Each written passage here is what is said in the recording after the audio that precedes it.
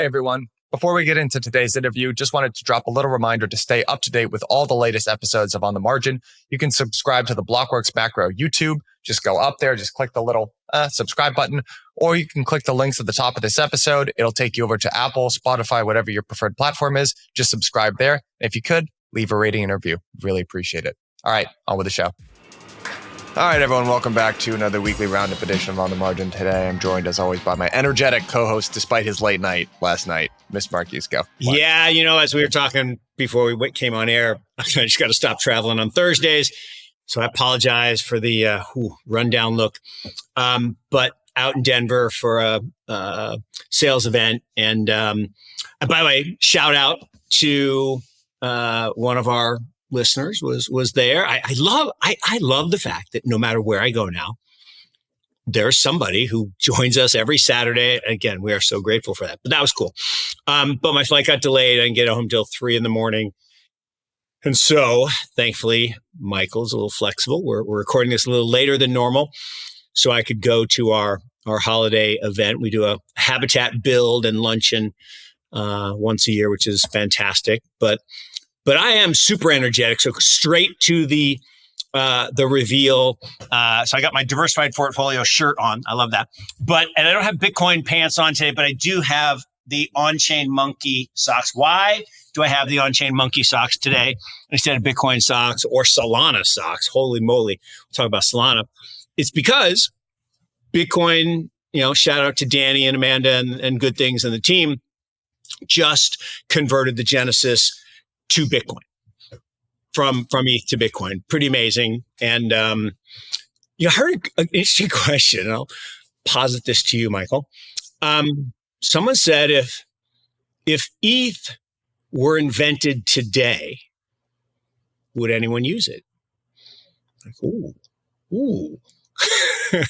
That's it. Because the reason ETH is so awesome right now is because it has the critical mass and the foundation and the developers. But the catching up on the Solana ecosystem, particularly in things like NFTs and wallets, it's been impressive. I'm giving them some major props. So anyway, so much to talk about today. A lot. Yeah. I will say, I do think we are relearning what I've always thought, which is that price drives narrative and not the other way around. And if the ETH price was doing a little bit better, no one will be asking those questions. I'll tell you that. That's a great point. It is it's a great point. But one caveat. Yeah. The average person in this world isn't going to pay $50 to flip an NFT, right? They're just not. I agree. Right. But Ethereum's business model is actually to transition to a B2B chain. And by the way, Ethereum and Bitcoin Amen to that. Ethereum and Bitcoin actually have the same business model, although the Bitcoin people don't acknowledge this. So here's right.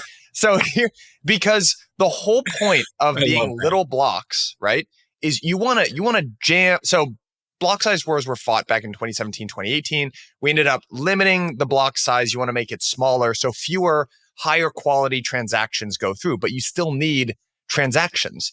And those transactions should be expensive, but that doesn't matter because if you're settling $50 million transactions, then $30 on 50 million isn't very much.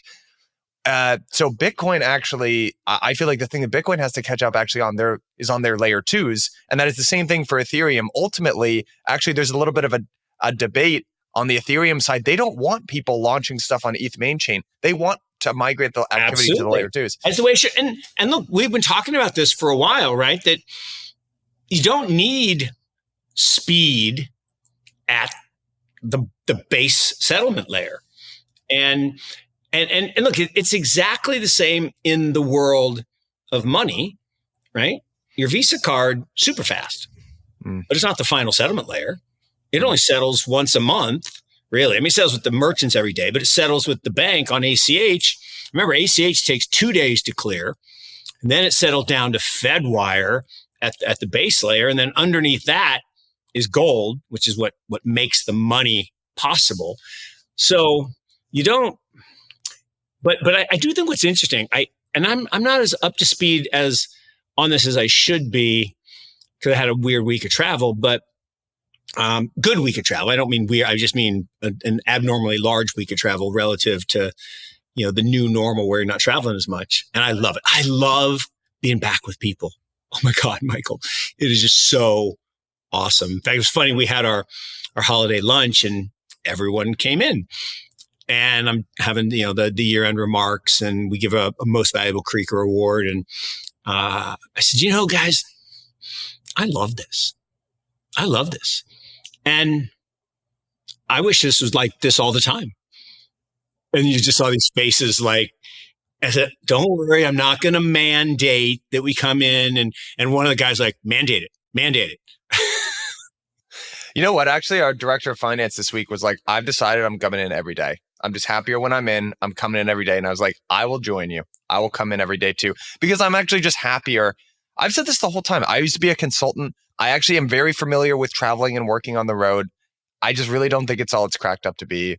And I think people crave connection. We are meant to do different things in different environments at different times. We're meant to live in our home. I don't believe we're all meant to work in our home. We're to live. And when you go to work, it's kind of like, here I am looking sloppy today in a t-shirt, but suiting up matters a little bit. Like when I suit up for work, I'm serious. And now maybe we're never going to go back to ties. All right, everyone, we will be back to the program in just a moment. But before we do, I wanted to give you the inside scoop about something that we've been cooking up at Blockworks these last couple of months.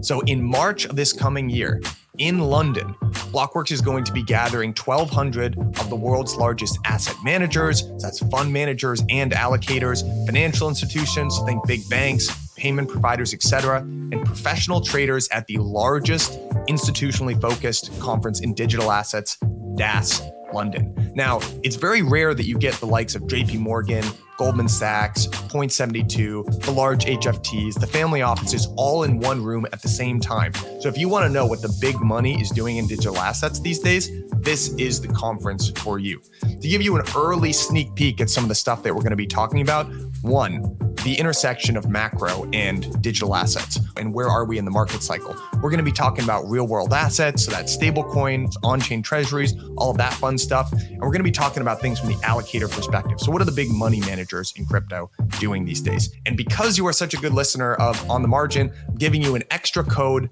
MARGIN20. So click the link at the bottom of this episode. Again, use code MARGIN20, and I will see you in sunny London town in March. We're about to never go back to ties. I know. I actually like the comfy clothes. I know. Look, comfy's good, and comfy that looks sharp is good. Yeah. But man, I'm sorry, a well-cut suit, it's a tough look to beat. It's a tough look to beat. I'm with you on that. So let me. I've got our London fact, and then I want to get into. This is less of a London fact, but I was just something going on in London coming up. Don't you know, Mark? It's the biggest crypto institutional conference of the year, March 18th to the 20th. We're both going to be there. That's it. It is the capital T, capital H, capital E crypto event of the year in jolly old England. And look, if people don't go, are they really part of the community? Are you really part of the digital asset community if you're not in London, March 18th to March 20th? I don't think you can answer affirmative. All right. So Mark, we've been hosting events for, since 2018, but DAS events since 2019. We have, 8 times of, 8 conferences worth of data to collect on. We actually have a little spreadsheet where we have it out to the week. This is how many tickets we want to sell on a weekly basis leading up, because they actually all come in relatively predictably. Do you want to guess where we're pacing relative to where we thought we'd be at the current time? Oh, we're probably 2x. 10x where we thought we'd be. Woo! This is... Yeah, thank you. There's a lot of people that On the Margin code has been used the most. Although Empire is catching up a little bit, but you got to give it to us, folks. Jason, seriously, do you want to associate with young and beautiful or wise? I think you would want to associate with Wise. Well, Mark, we know that they're pity votes that they're getting. These are just people. You know what? The pity uses. They feel sorry for it. Yeah, that's right. They're like, yeah, you're just so handsome that we just feel sorry for you. It's gonna. So let me give you this fact. So I was doing some research on the British East India Company just because I've always heard this and I was like, I don't know how big this thing was. Mark, do you know? So there were two companies actually. There's the Dutch East India Company and the East India Company, not to be confused with one another. The British East India Company was actually formed 2 years before 1600. The Dutch East India Company was 1602. First joint stock company, by the way, which is what they get credit for. I'm going to loop that back in with crypto. But it was the first joint stock company. So here's something. You probably knew that they were very large. Essentially, they had, in the case of the Dutch East India Company, they would had a 21-year monopoly trading with the East Indies was the area that they patrolled. These companies got so large. People talk about companies having too much control today. The British East India Company had an army at its control that was, Mark, get this, 2 times the size of the British army. It's at the peak of its control. Can you imagine something like that happening today? And with the Dutch East India Company, it's kind of even more nuts. They could actually wage war on behalf of the sovereign. They had control within the justice system. I mean, I don't know. I just no. But Michael, if you dig deep into this, again, because these predate the original central bank, the Amsterdamse Wisselbank, or Wisselbank, I'm not sure how you pronounce it, which was established 7 years later in 1609, again by the Rothschild family, which created the mercenary force, of which its roots were in this force that you talk of, that conquered the Spanish Armada. Yeah. The most powerful naval force in the world in the 1500s that dominated the world, right? I mean, they created the world. Remember, there were no horses in North and South America. There were no pigs, no chickens. I mean, there was a lot of gold here that ended up back there. And so I'm not saying they were all perfectly good, but they were powerful. And this little tiny place, right, the size of Indiana, takes them over because of the ability to print money out of thin air and fund this mercenary force. And there are some really crazy stories about these trading companies in terms of pump and dump. There's some pump and dump stories. Oh, there's, Sir Isaac Newton losing his shirt. And I mean, there's all kinds of crazy stories about this. Yeah, it's like the first very prominent story that proves that scientists and doctors are not necessarily great investors to their chagrin. It's different skill sets. So I just find that so interesting to go back because there's a lot of antitrust sort of fervor today. And it's like these people controlled government or controlled armies, could wage wars. Just super interesting. Now, okay, here's the interesting thing. So the joint stock company, this was an innovation by the Dutch East India Company where you actually sell ownership, which is something that we take for granted today, right? That's equities, stocks. Equities. So that post the dissolution of both of these companies in the late 17 and early 1800s, joint stock actually fell out of favor. The next large company to use the joint stock style of governance was, do you want to guess who this was? It must have been in the UK. I can't think. Nope. The Standard Oil. Standard Oil. And John D. Rockefeller. Oh my God! Of course it was. Yeah, because at that time it was illegal for businesses domiciled in one state to do business across the border of another state, which, by the way, totally different time.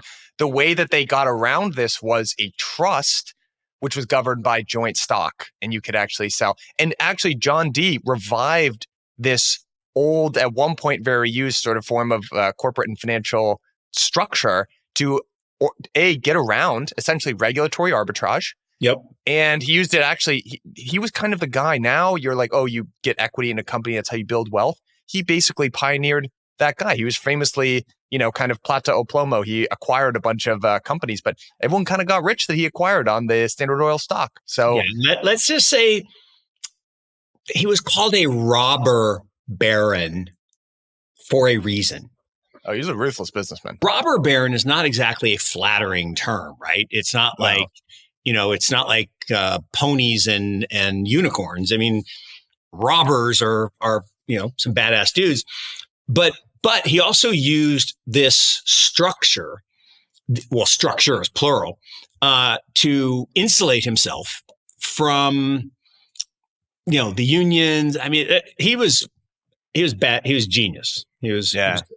There's a really great book, John Chernow, Titan, which is the biography of John D. He did some, he is definitely a very savvy operator. But let's Zuna, I want to talk about the macro with you here for a second. We can start off with the jobs report that came out today, but I want to zone out to something that feels like a little bit of a macro shift in terms of risk appetite and general willingness to invest. So we had a jobs report came out today.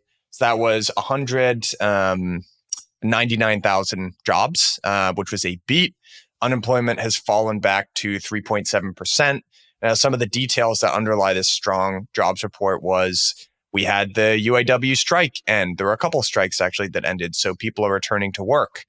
But, overall, this is the type of thing where you might expect actually the stock performance. This is kind of a good news might be bad news situation, because the logical sequence of events here being strong jobs. There's no reason for the Federal Reserve to cut rates, therefore higher for longer, therefore bad for stocks.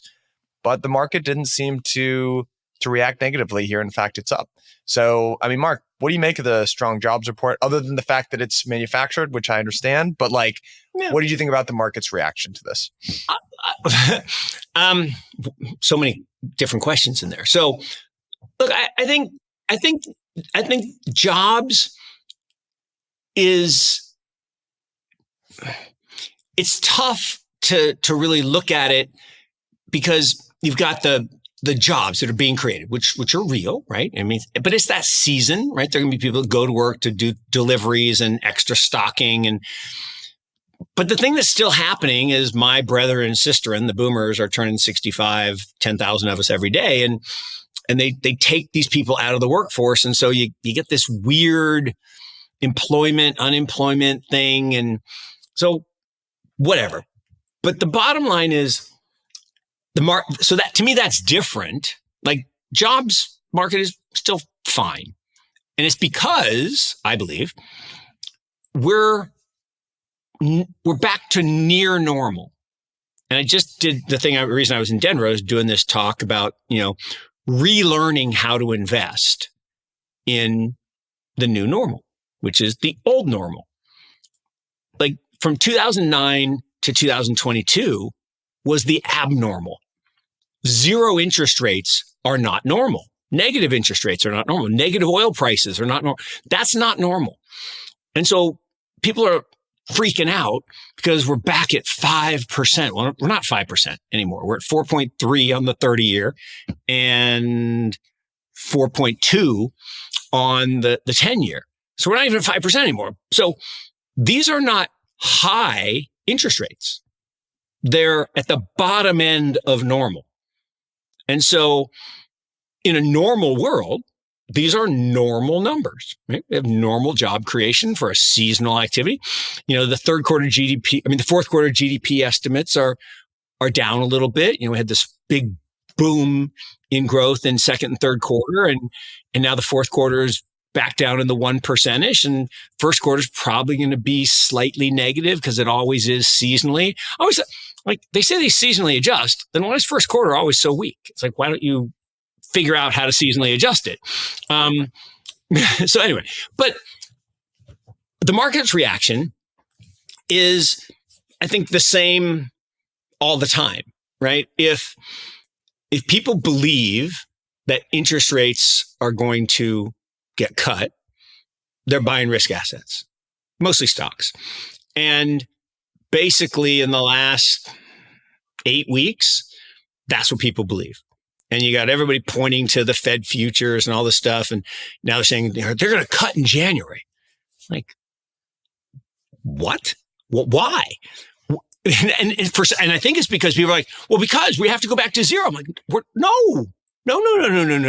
We don't have to go back to zero. We can stay right where we are for a very long time and be at the low end of the normal range. Right. And that's the part that I just think we have to get rid of the pollution, right? Of the pollution of the data. And that will happen. So I'm not surprised by the market reaction. I'm not surprised. The one thing I am surprised by, to be honest, is most people would have no idea if I asked them, which outperformed. I want to get the right dates here in the last. So since October 20th, so in the last 2 months, what has outperformed, stocks or bonds? And everybody said, oh, well, stocks. Nope. Bonds. Right? TLT is up 94 over 80. TLT is up almost 14% in the last 7-8 weeks.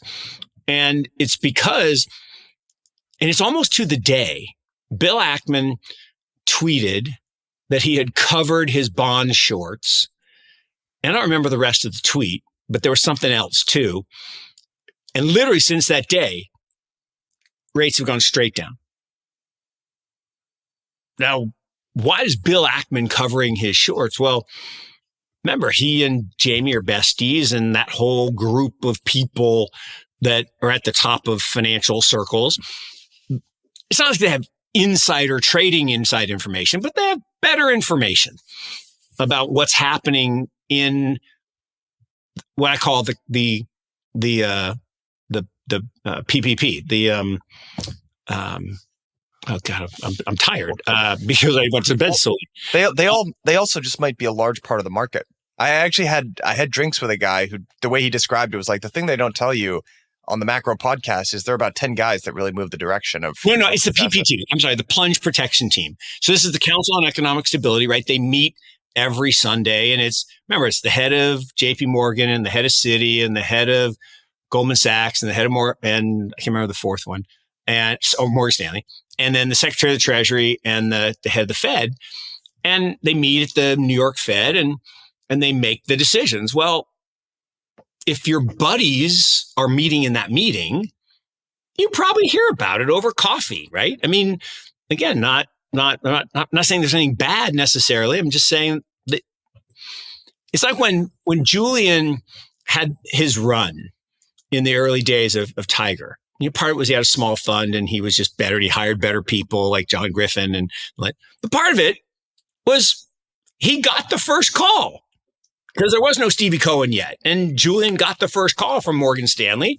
He had a great relationship with Barton and Byron. And it wasn't that they were playing favorites. Like, well, it was old-fashioned phone call. I can only call one person at a time. So first person is my favorite customer. So I'm going to call him first.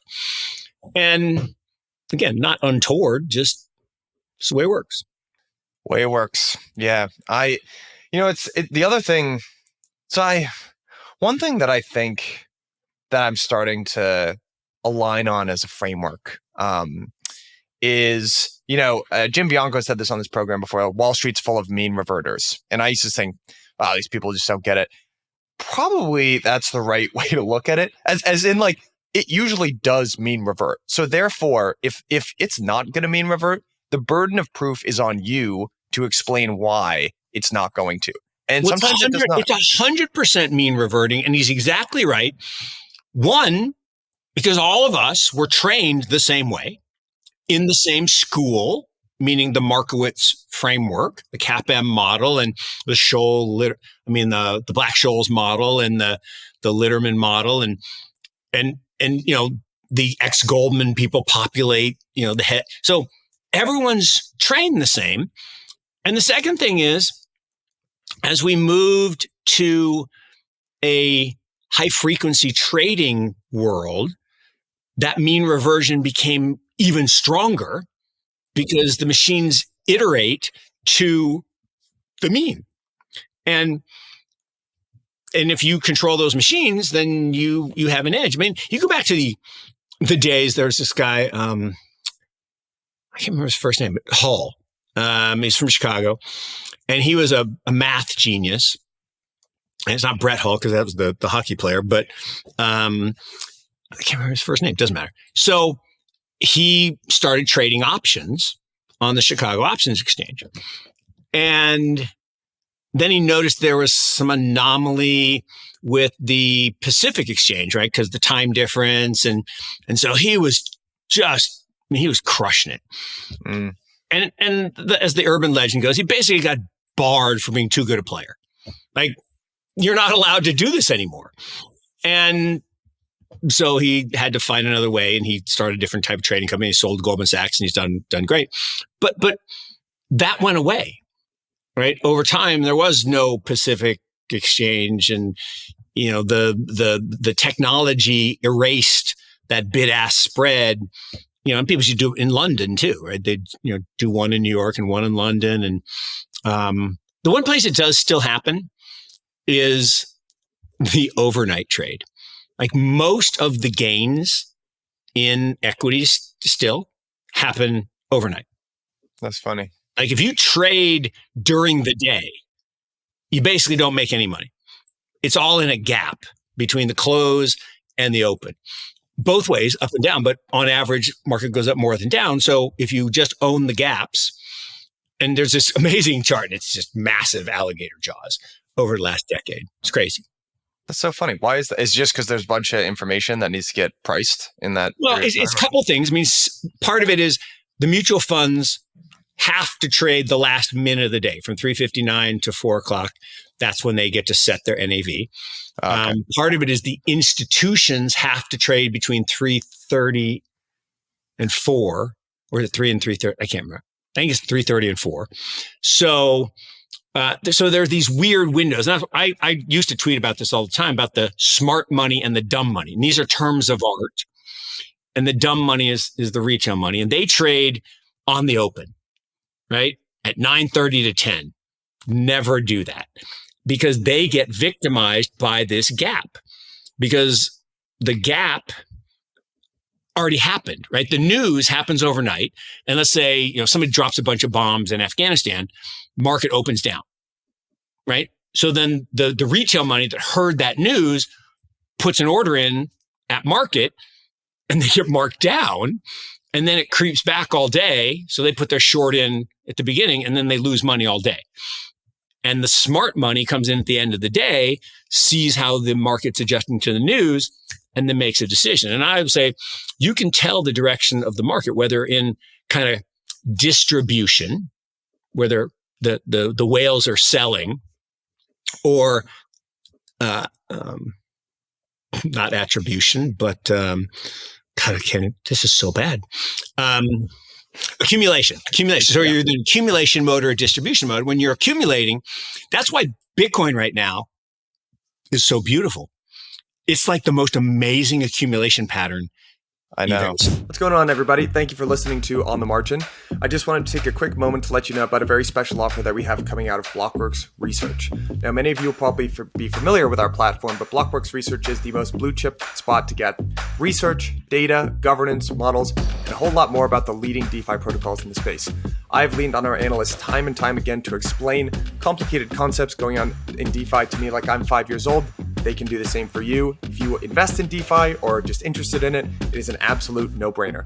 As a listener of On the Margin, and to say thank you all for listening to the show, you can use Margin 10 for a 10% discount, and that gives you access to everything, which would be weekly in-depth reports, live data, all of that good stuff. So again, that's code Margin 10 for a 10% discount. Link is in the show notes. Sign up now. Thank you later. I saw you tweet out the same thing we talked. It was just, if you look at it over any time horizon, it's just an absolutely gorgeous. It's just a gorgeous chart. Every high is higher. Every low is higher. And that is an accumulation pattern. And you say, well, who's accumulating? It doesn't matter. It's little guys are accumulating, big guys are accumulating. Someone said, well, what if BlackRock's doing all the accumulating and then they're just going to sell to themselves? I'm like, well, they could actually be doing that, and they probably are, and that's a little bit it's brilliant, actually. So, I mean, because again, they know they're going to get approved. I am going to, no, I'm not. I was going to say I'm going to soften my stance on only BlackRock, because I'm starting to feel like maybe Fidelity and Templeton might get it too, but I'm going to go down with this ship. I'm just going to say only BlackRock, but do it, baby. Stick to your guns.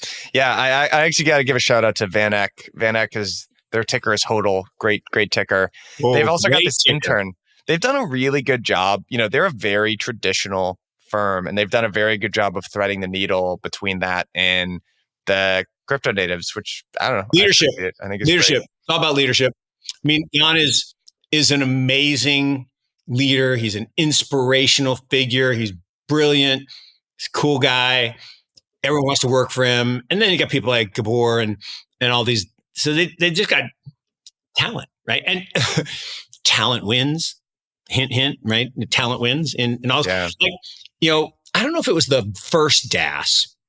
Might have been the second, but it was the last one before lockdowns in 19. I think this was the one where you gave the speech that was the second one. That was the conference that gave me the most heartburn I've ever gotten from anything that I've done professionally. But I'll tell you that story. Yeah.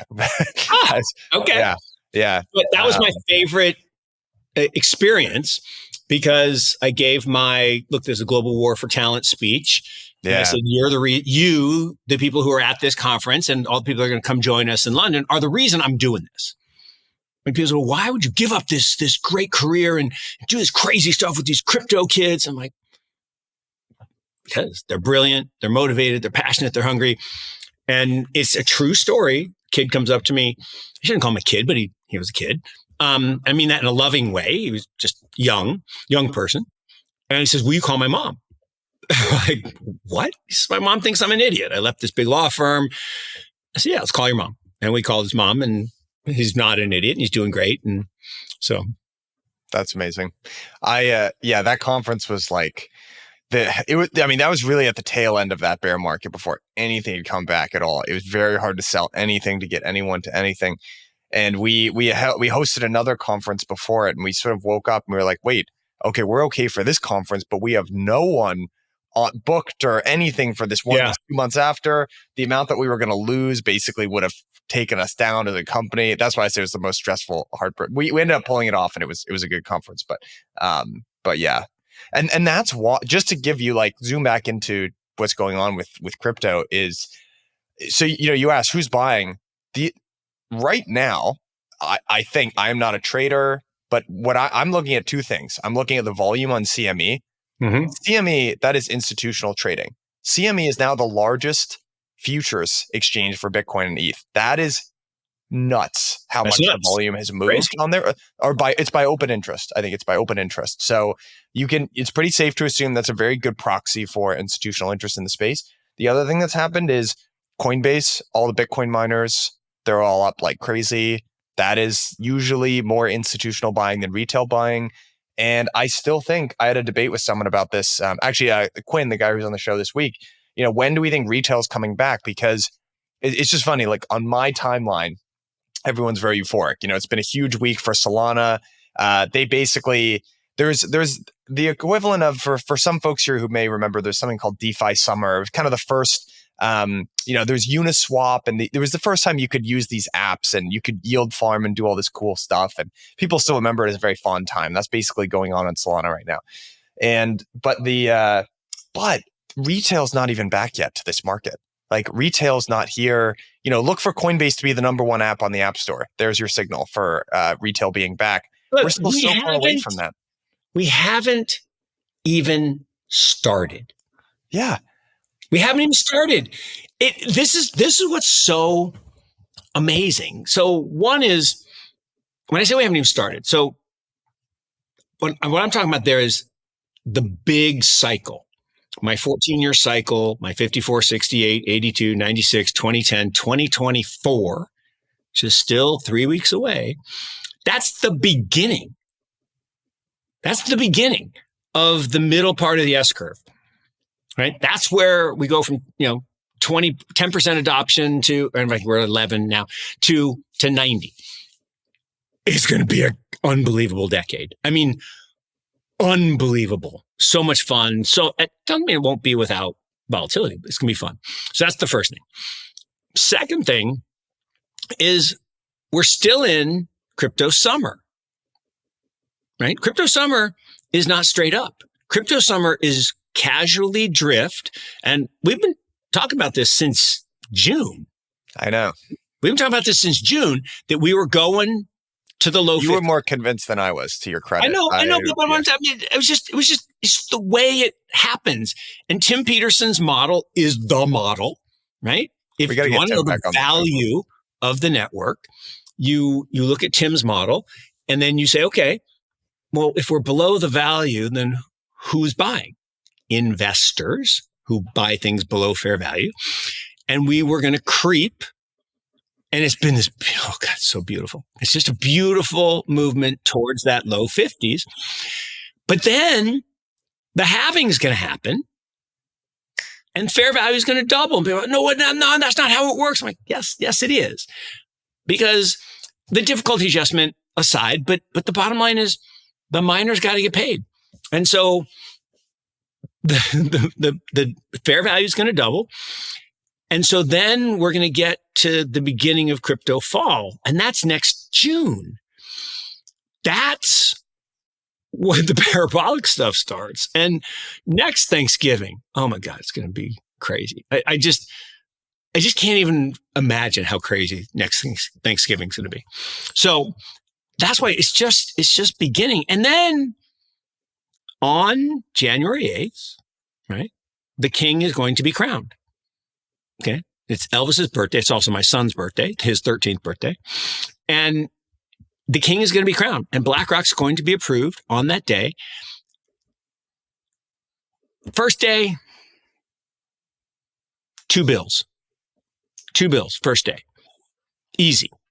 I might be light on that. Maybe it's 3 bills, but at least 30 bill is coming in those first months.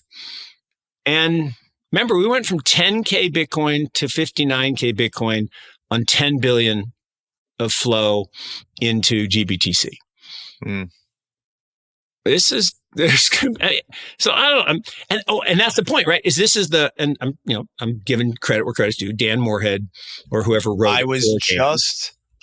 Mark, I have it queued up here. I'm going to buy the rumor, buy the news, baby. This is so Dan is the founder over at Pantera, and just a phenomenal macro thinker, and so early and so right to this entire industry. And this is the thing that people are debating: is the Bitcoin ETF a buy the rumor, sell the news event? And what he points to is there's CME is kind of cursed with their product launches in crypto. So Bitcoin futures, they launched at the absolute Pico top. Yep. They did. I don't even think it's on here. Oh, because this only goes through 20. Oh yeah, but there's they did the same thing in there's a Coinbase direct listing. There's all these things that are very showy, kind of buy the rumor, sell the news events in crypto. There's an ETH product as well that they did this with. The launch of the futures ETF. Yeah. 21. But he basically just summarizes that he was trading at Goldman back in the day before commodities were even recognized as an asset class. And now there's a bunch of, ETFs that are put around them. And, you can just look at what the price action did. And he concludes this whole thing by saying, buy the rumor. It is a buy the rumor, buy the news. And that's, I think I would be feeling differently. None of this is financial advice ever, but all the smart people that I know in crypto are like, this is buy the rumor, sell the news on this Bitcoin ETF. I was like, what are you talking about? It's so wrong. And We've been waiting here for Mark, how long? No, they're so wrong. 10 years. The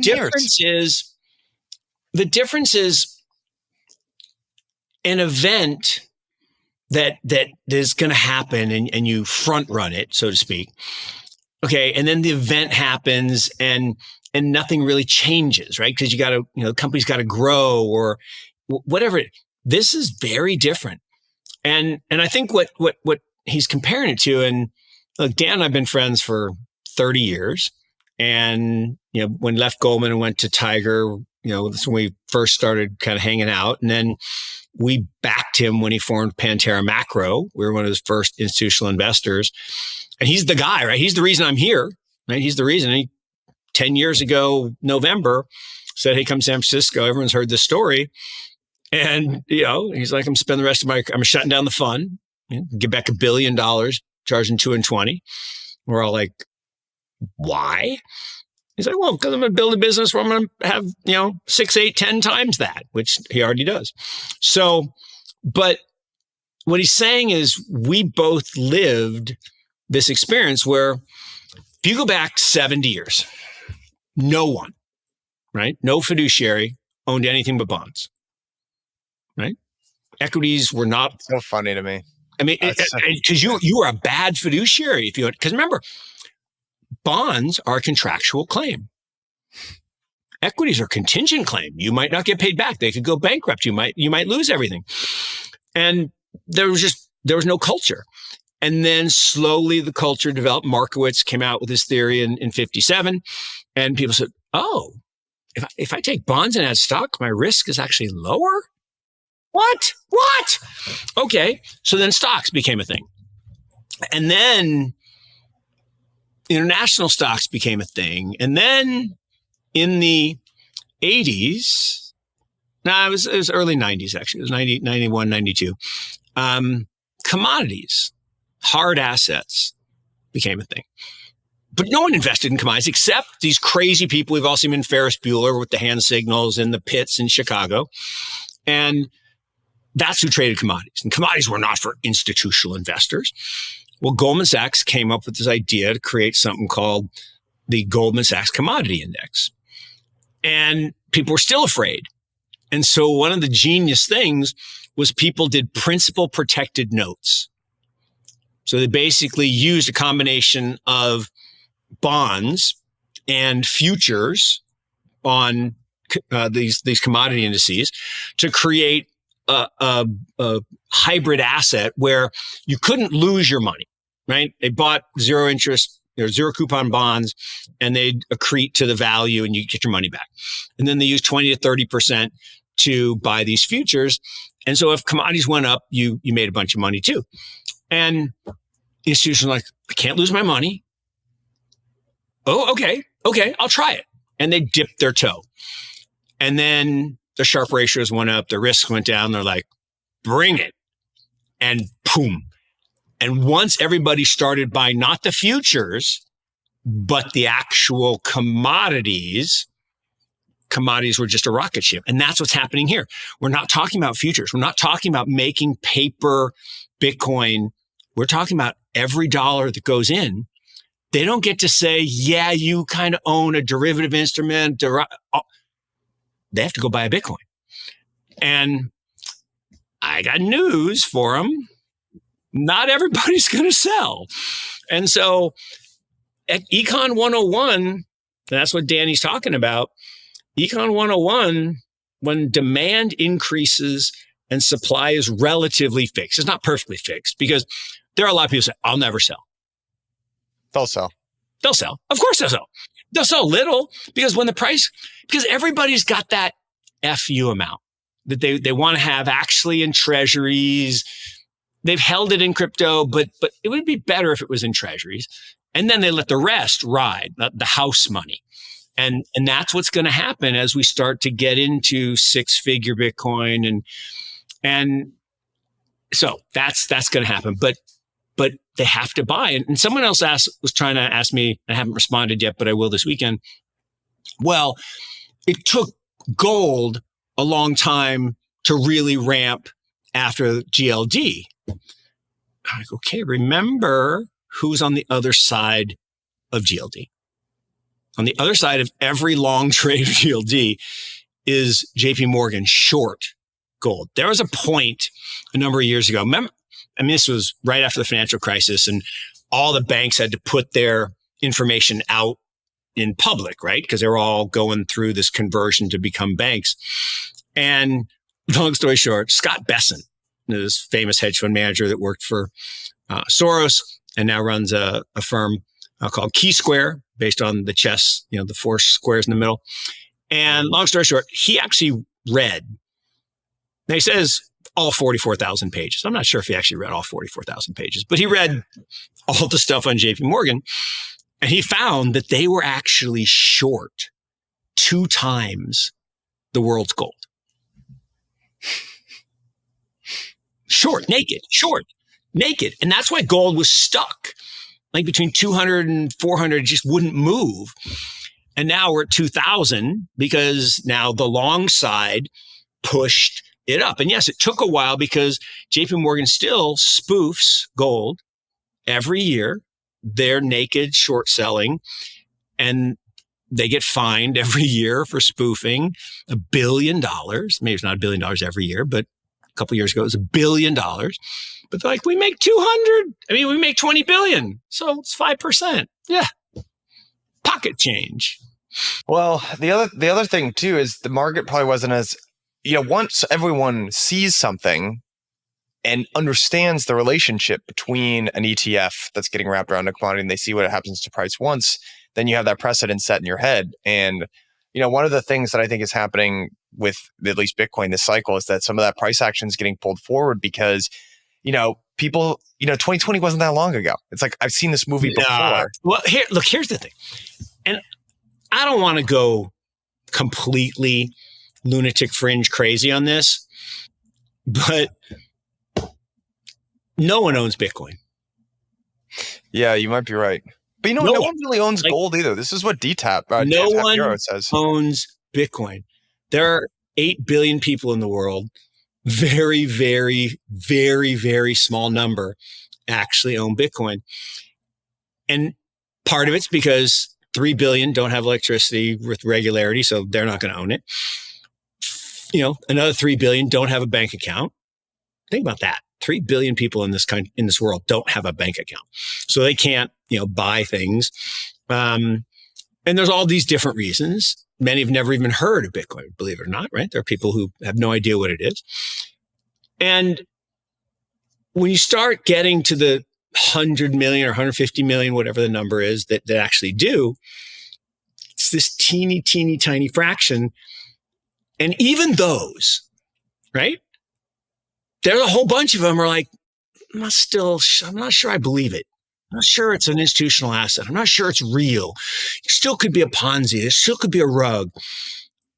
Once the ETF happens and once venerated names like BlackRock and Fidelity and are here, forget about it. This rumor, which I think is a little disingenuous personally, but about a sovereign. Yeah, about Qatar saying, we should convert our whole $500 billion. Maybe they said that. I doubt it, but maybe they said it. Maybe it was a joke, but they're not going to do that. But would they do 10%? Would they do 20%? And look, every corporation, in theory, should listen to Michael Saylor, who's saying, if you have this devaluing asset just sitting idle, your cash, are you doing a disservice to your shareholders?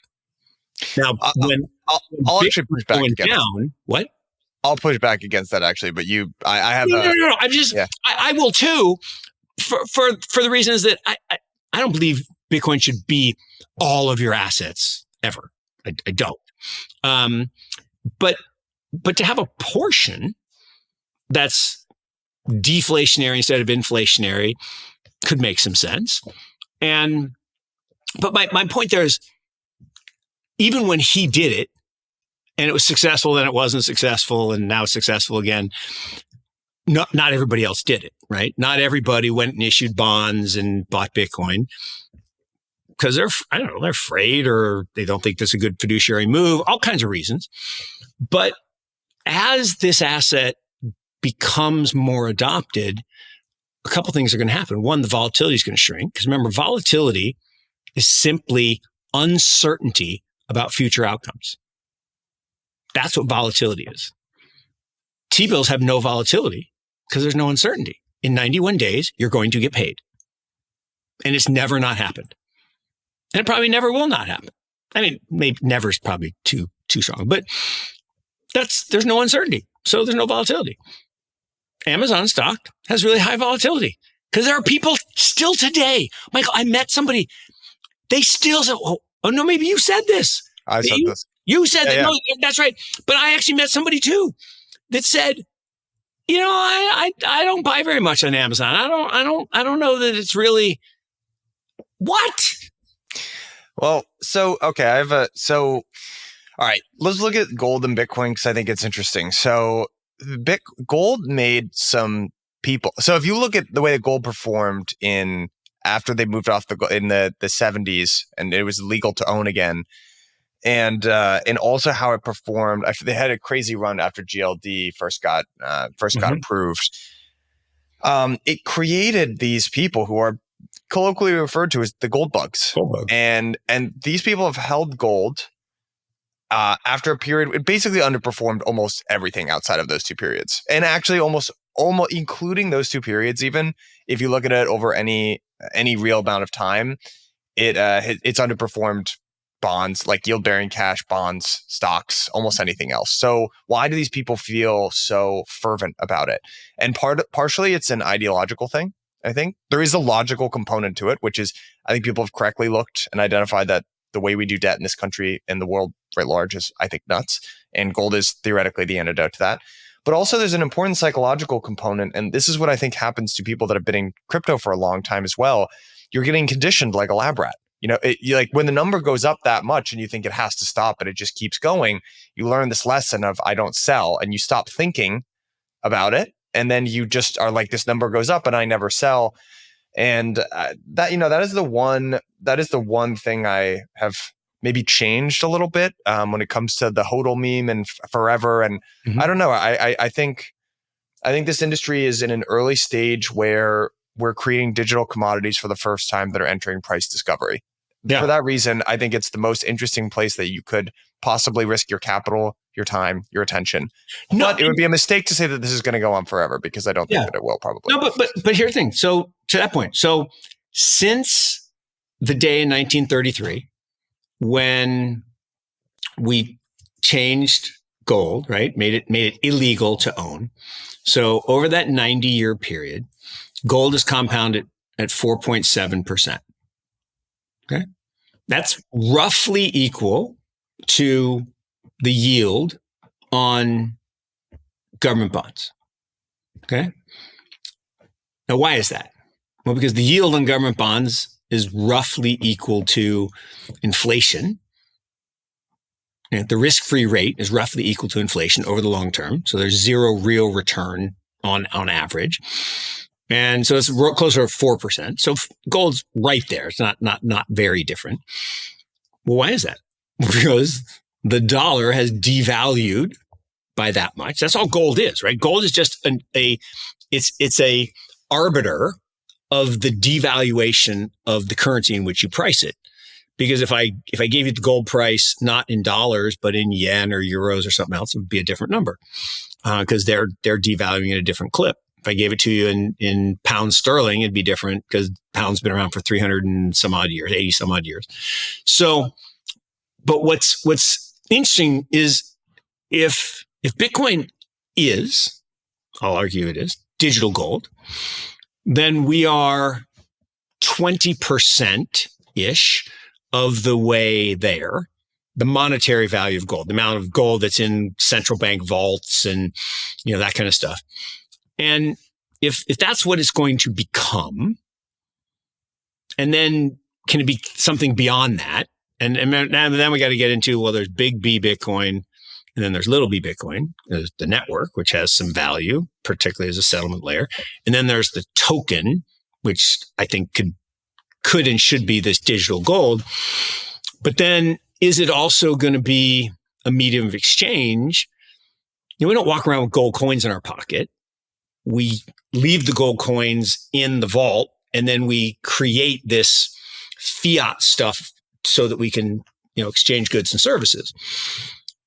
If it becomes that, volatility will trend basically to gold volatility, which is not that high. I mean, it's not zero, but it's not that high. And it will become hoarded, just like gold, by the people that use it as the base layer of money. And maybe it goes a different direction, but if it goes that direction, I think we have, a 4 more X, which, that's great, but it's not the moon, it's not 1,000X like some people think. Or there's some people say it's going to go up to infinity because the dollar is going to go to zero. I'm like, well, it's going to happen. Here's where I've ultimately landed on that argument. I don't want that, and neither does anyone else. Neither does anybody else. If you really sat down and thought about it, I think you would come to that conclusion, because there's simply no world where the US enters some amount of hyperinflation and Bitcoin just goes to the moon, and then the government just peacefully lets, if you bought Bitcoin, like, you're okay, but everyone else is screwed. Yeah. No world where that happens. I think we should just start changing the narrative and advocating for a world where Bitcoin is a check on government spending. And that would be an amazing, I would love that. Here's what I would love as Bitcoin and crypto.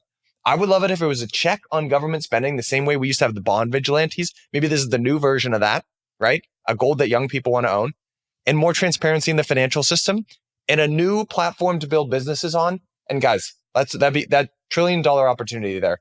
Let's call it a day. That's great. I'd be really stoked with that outcome. Amen. Now, here, let me show you one chart in closing here, because I thought it was interesting.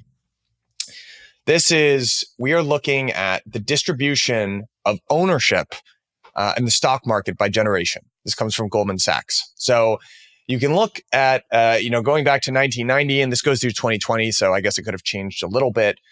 But, 17% of the stocks today are owned by, is $39 trillion. 17% are owned by the silent generation. 53% are owned by the baby boomers. 27% are owned by Gen X. 3% are owned by millennials. So here's the real bull case for crypto. And I think some of the people who are older listening to this are going to be potentially dismayed or not agree with me. But I would just say, just take this to a young millennial, or Gen Z, and run this argument by them and see the response that you get. The general perception of millennials is that they cannot achieve financial freedom. Actually, there's a really interesting poll the New York Times did. They asked people of different generations, how much money do you have? Do you need to be rich? And millennials were way off. It was 1.7 million net worth. And, you could say the millennials are, a spoiled, entitled generation. That's what every old generation thinks about every new generation. There might even be some merit to it. But I think that the millennials are now at a point when they have to buy a home. And they're planning for their future. They're entering the next phase of their life.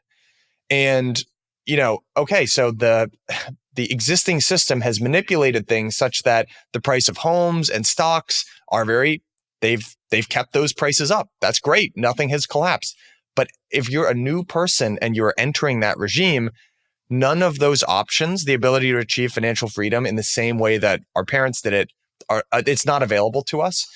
And I think that is what pushes people. People seek alternative options, and that is essentially what crypto represents. And if you can watch the Coinbase ads. I don't know if you saw these, Mark, but they were just great. Yeah. Very red. And it just, that is, I think, over time. And that's what I think when people talk about gold, it's this 10,000 year thing. It's I get it. It's been around for 10,000 years, but that's not going to help me, because gold goes up on a really good year, 5%. That's not going to help me get to where I need to be to do these things that I want to do, but crypto might.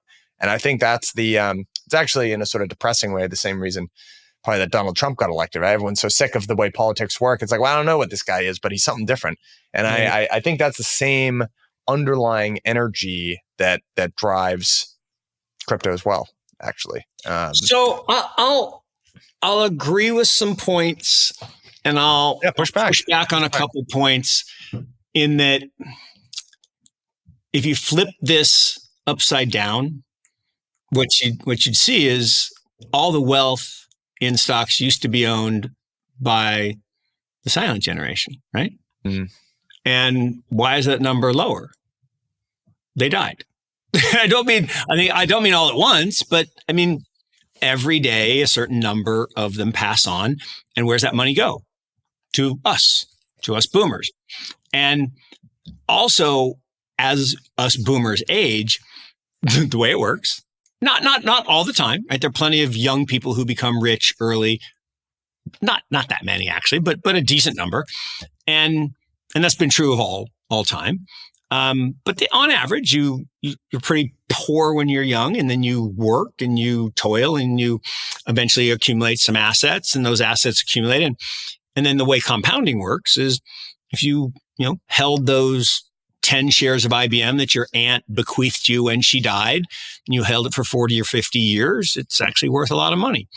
And my brother-in-law is a broker for UBS. His biggest clients are that story, right? It's somebody who 50 years ago got 10 shares of IBM or 10 shares of ExxonMobil, and they never touched it, and it's worth a lot of money. And so that's why that light blue goes up the way it does. It's not that they necessarily accumulated more. I mean, they did, but it's also that the value is accreting. And so what's going to happen is all of that, all 39 trillion of it, is going to go to that next generation when we pass. And so that light blue is going to start shrinking over the next 30 years. Now, the question that does bear, thinking about is, because I talk about this digital divide all the time, right? Ask anyone over 35 who's your broker, and they say UBS, Merrill Lynch. Why? How much gold do you have? I don't know, 3-4%. How much Bitcoin do you have? Yeah, zero. Ponzi scheme. Peter Schiff. I mean, yeah. How often do you use DeFi? What the hell is DeFi? Okay. Ask someone under 35 who's your broker. What the hell's a broker? I mean, Robinhood. I get Robinhood. How much gold do you have? Boomer rocks? Peter Schiff? Yeah. How much Bitcoin do you have? Don't want to talk about it. Why? Well, it's a big part of my net worth. I'm kind of embarrassed, right? How often do you DeFi? Every day. So the question is, when you get that inheritance and you get that UBS account full of ExxonMobil and Microsoft, are you going to liquidate it and put it in crypto? I don't know. Maybe. And what's going to happen, and this is why I love the business I'm in today, which is venture capital. Like right before you and I got on this podcast, I was talking to a CEO of a company that we're helping to back that has a chip. They're in tape out right now that they believe solves the problem. Like, I don't know if you have an iPhone or not, but if you go to anyone who has an iPhone, anyone who has an iPhone, go to passwords. So go to settings, the little gray square, and then go down to passwords right below your wallet and hit passwords. And, it'll pop up notifications, security notifications. And it'll tell you how many times your data has been breached. Mine's 106. I met a guy last night, 1,000. Now, one of the guys I met last night, I made him do it 0. I'm like, you're a CIA guy. There's no way 0. I mean, but they think they have a chip that solves this, because when your data's in the cloud, in order to work on it, they have to decrypt it. And while you work on it and it's decrypted, people can hack it and they steal your stuff. And so these guys have a chip that keeps it encrypted. Makes my head hurt to think about, but if that works, if their chip works, we're going to make a lot of money. And the people that buy that stock are going to make a lot of money. And so young people don't have a lot to begin with. That's the nature of the beast. Not every young person doesn't, but that's the way it works. You make less when you're young, and then you get older and richer. And the one difference, and we can't go too far into it, but the one difference is the housing thing. Post World War II, everybody came back. They passed laws to encourage homeownership, right? And today, the only interest you can deduct is mortgage interest. That's all about, because they knew with this huge cohort of people that, were born after the war, that there was no way the government could fund them. So they had to give them a way to create wealth, and leveraged real estate. It's actually a pretty good way to create wealth, as are leveraged stocks and others. But so that made sense. Now, as that real estate gets priced out into oblivion and you can't afford to buy in as a young person, now you're just renting, you do need another asset. And so what I love about your analysis is maybe there is this secular change where we're swapping a store of value, real estate, for another store of value, Bitcoin et al. But the other thing, and this is a Dan Morehead thing too, if you look at Web 1 and Web 2, all of the value went to the application layer. None of it went to the protocols. TCP/IP, we're using it right now. Tim Berners-Lee didn't get paid for inventing website, can't own it. In Web 3, we're going to work on L1s and L2s and L3s, but you can own those. And so maybe that home is now ownership of the infrastructure layer of the Internet of Value. That I could get around. All right. I like that analogy. That's good pushback. I agree with you. I agree with you that I think that's a really good framing, actually, that every generation needs their wealth creation opportunity. And I could see that being crypto. I think this is the Fat Protocol thesis. This is Joel Monegro originally published this when he was at Union Square Ventures. And it's possible that will be the case, but it's also possible that we just haven't built many useful apps yet. And I could see it going the other way. No. I totally agree with you. And that's why there will be apps, there will be dApps, and you'll be able to own the equity of those. And after the bust in 28, right, we're going to have a bull market from 24 to 28. It's going to rip faces. Just like 96 to 00. It's going to be unbelievable. Michael, we're going to have so much fun over the next 4 years. Our 5-year anniversary party is going to be right before the crash, and it's going to be awesome. And then the crash is going to wipe out all the bad stuff, and then the good stuff gets started, right? That's when the boom of Web 2 started, post the 2001, 2002 crash. So the same thing's going to happen here.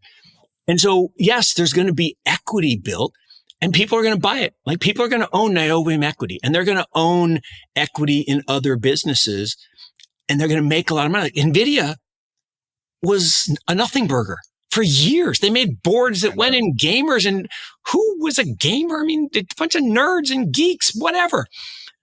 And then it's like, wait a minute, I can mine Bitcoin on that? People always fade the nerds and geeks. It's like, how many times do you see these people be right? It's crazy. Michael, anytime something's called a fad, buy it with both hands. If they say it rots your brain, buy it with 3 hands. I mean, it's just, those are the cues. Here, let me just end with something that I think is a personal theory about why I think people react negatively to crypto sometimes. People get wealthy by solving a particular problem. When you solve a particular problem, you adopt a view of the world, right? And whether or not you're like, this is how I solve the problem, and kind of your identity sort of gets tied up. And when a new platform comes along, you say, well, it doesn't solve my problem. I have a platform that was made to solve this particular problem. The Web 2 solution, because you couldn't monetize the open protocols, was to create walled gardens. They're like, I know how to solve this problem. Mm-hmm. I create walled garden. I capture this amount of value. Absolutely. The Web 3 paradigm is completely different. It actually explicitly seeks out walled gardens and decentralizes and neutralizes them. And actually, there is strong social pushback against rent capture in the social layer. People hate it in crypto. And what it makes you do is redefine your business model. And that is, I think, why people from Web 2 look at crypto and you're like, this makes no sense, guys. This is how you build a business. It's like, this isn't how you built a business in this paradigm, but it has to be a different. Ask the silent generation how to build a business. They would have told you one way: property, plant, and equipment, control stuff. I'm John D. Rockefeller-esque. I own stuff. I am buildings. I own machines. I am a icon. Ask people in the boomer generation how to build a business. I service people. I have ice cream stores, and I service people. Ask people in Gen X and Gen Y how you build a business. SaaS. I sell software. Software is eating the world. Okay. Once you realize crypto is not some crazy get rich quick thing, this is the fundamental foundational technology of the next generation of tech. And once that light bulb goes off, ask the Gen A's, okay, ask my grandkids how they build businesses. Well, you build on blockchains. What are you talking about? Build on blockchains. And why is Jamie Dimon having an apoplectic fit? And why is Elizabeth Warren, those squinty eyes, giving us this bullshit? They're scared. They are scared to death. They are so scared because they've had an 838-year monopoly. And she looks like she's that old. No, 838-year monopoly, and it's getting busted. And this is going to liberate $7 trillion of rentier theft. And when you put $7 trillion into the hands of young people, the world is going to be amazing. Yeah, I tend to agree. I'm with you on that. It is. Yeah, let's just end on that. That's a good note to end on. I agree with you. Mark, best hour of my week, my friend. Always. I'll see you same time. Have a good one. Cheers.